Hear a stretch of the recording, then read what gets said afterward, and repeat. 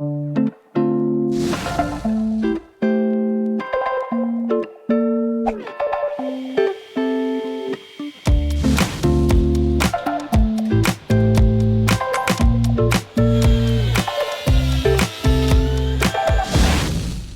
and welcome to this third part of my dream workshop tour video.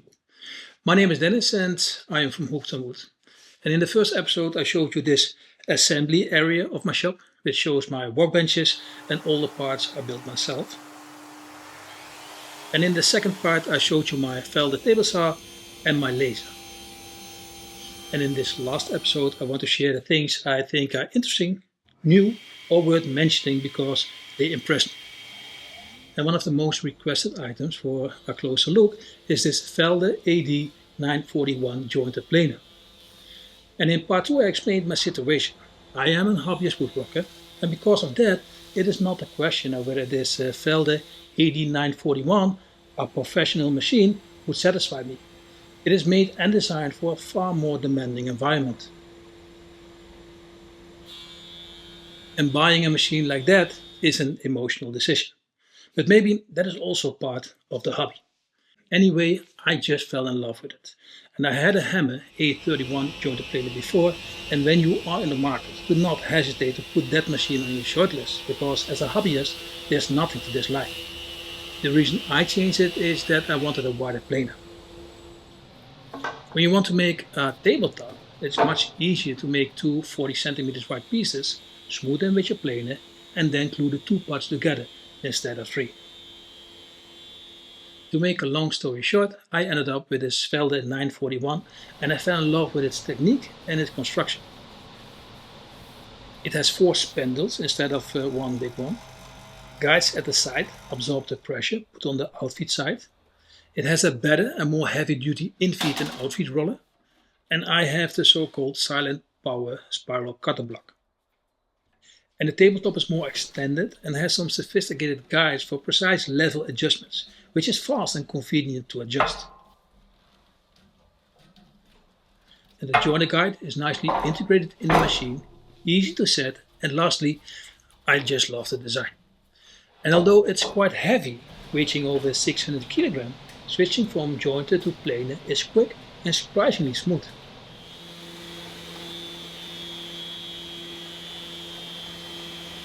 And what is difficult to convey in this video is the privilege and joy I feel every time I use that machine. And ultimately I can say that I'm still in love with this machine, and I believe everyone who has worked with it will feel the same. And those who follow my channel know that I spend a lot of time and energy making the most out of my dust extraction system. And I dare to say that with my 2 systems, a silent hammer box, I have dust extraction pretty much under control, which is essential for creating a healthy environment in your workshop. But I know from the beginning in this hobby that spending money on dust extraction was pretty hard. And for those I will show you later that good dust extraction does not necessarily cost you an arm and a leg. And I use 2 separate systems in my shop. At the heart of my biggest system, which I use for all my Felder equipment, is the Felder RL140. And it is not as fancy looking as some other brands. It's quite industrial, but it has a pretty effective footprint for a 4 horsepower machine with a 200 liter chip volume. And cleaning the filters is quite easy. Before I start, I give the handle a few pushes and pulls and I'm good to go. And the RL140 does not use a cyclone to separate the chips, but the principle is quite simple. The filters are above the inlet and the chips fall into the basket. But this works perfectly. And what I like about it is that the inlet is pretty low. And I want to run my duct network over the ground. And I think that is the most efficient way to keep your duct network simple, clean, affordable, and keep the vertical movement of the chips to a minimum.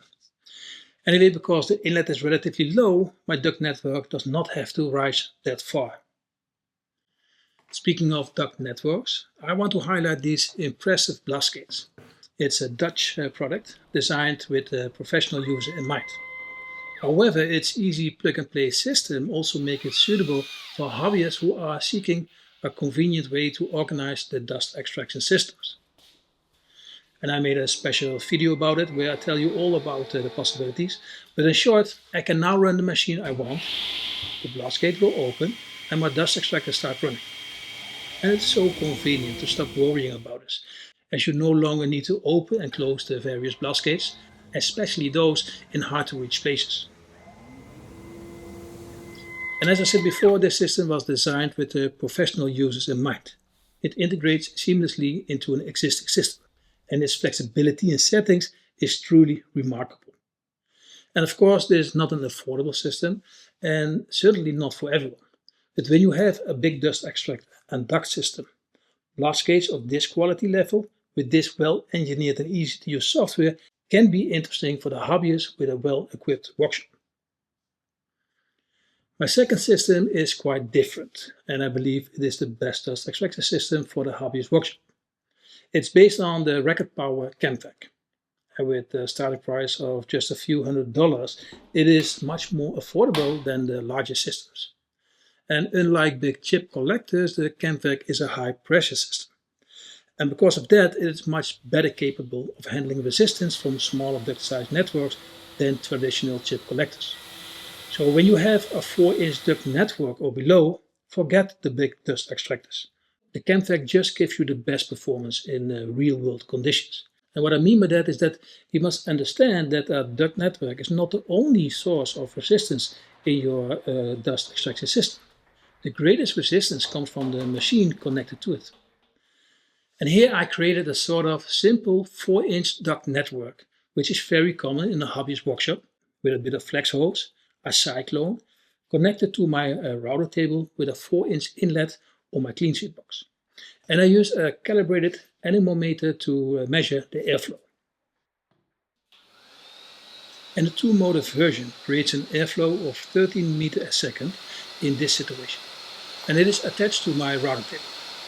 And as I partially block the router table hole with a workpiece, which is of course bound to happen, it still creates an airflow of around 12 to 13 meters a second. Closing these holes only has a minimum effect. So look what happened when I placed my big dust collector on this 4-inch duct network. It barely generates more airflow than my 2-motor CamVac.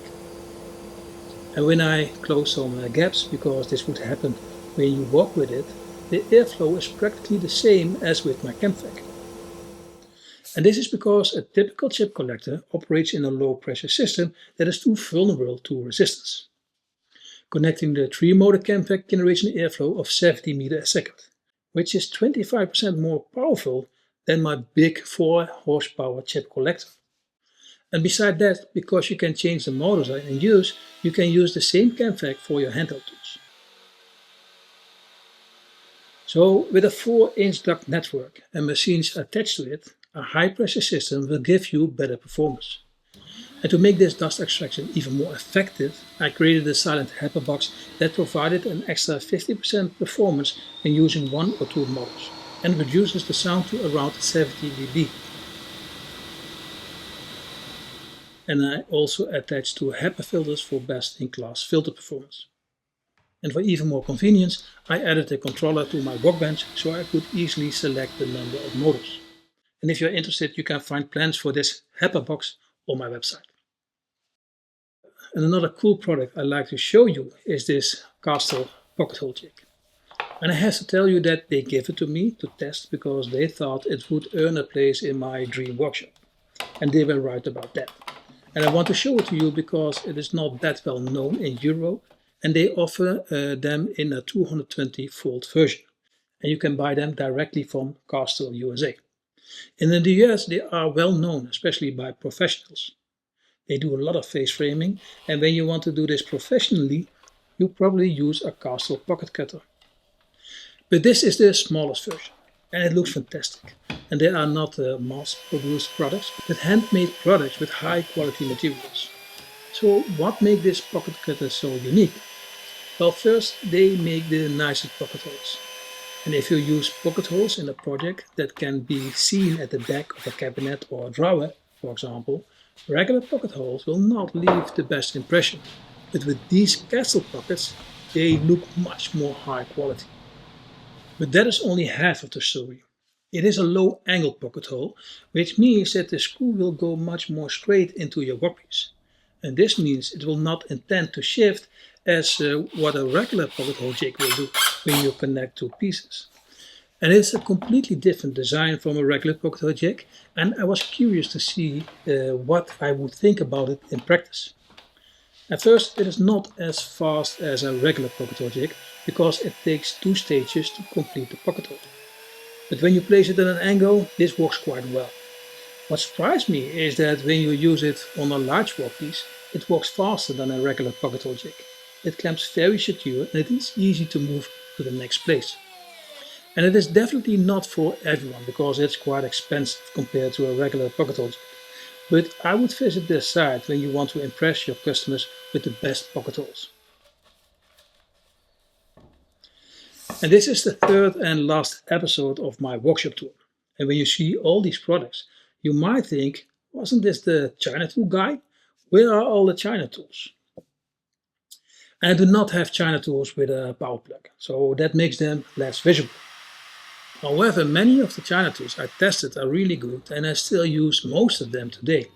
So I want to quickly show you all the China tools I still use today regularly and where I never felt the need to upgrade. And although I do have some other high quality brands like Woodpeckers, I never felt the need to upgrade my T-ruler set from Veiko or Enjoywood. It's very convenient to have rulers of different sizes, so you can pick the best one suited for your needs. And these are quite affordable and accurate. And these Inquest style rulers are the backup for when accuracy is essential. And of course I still use my own T-rulers, and especially the drill guide I like very much. And in my opinion, these hold down clamps are a must-have, and you do not have to search for other because they are the best. And I use this Hinge Jig regularly, and the quality and features are very good, to the point that I do not think better ones are available or necessary. My coping sled, of course. When you need one, there's no need to spend double for a high quality one of different brands. This one is more flexible, has the same quality, probably costs half, and is easier to handle. And in the last episode of China Tools, I showed you these new BenchDogs, which I'm starting to use now.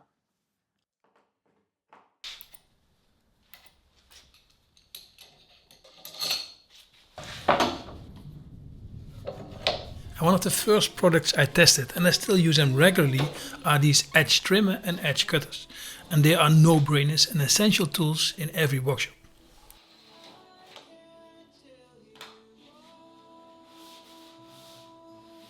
The Enjoywood pocket hole jig, and I showed you the lovely Castle pocket cutter, and I mostly use that one because it's hard for me to resist the feeling I know I can make a better pocket hole, but this is a great pocket hole jig, especially in combination with the base I made.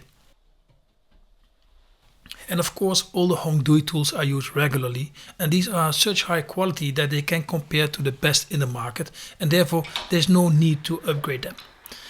This half gauge is amazing and it's priced at an unbelievable price considering its quality, and it has far more features than the alternatives.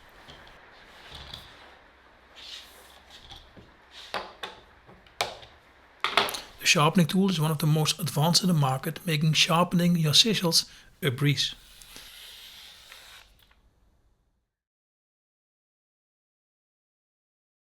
And furthermore, I use a router base for my handheld router pretty often. It is very sturdy, has a great price, looks impressive, and there's no need to spend extra money on it. And the last thing from Hongdui I want to mention are the router bits, which I prefer to use when possible. So although you do not see them, it does not mean that I do not use them. I think 70% of the China tools I tested with a score of 4 and higher I still use regularly. So if you look at my site, you can see all the products I tested and still use. Well, I think this will do it for this video.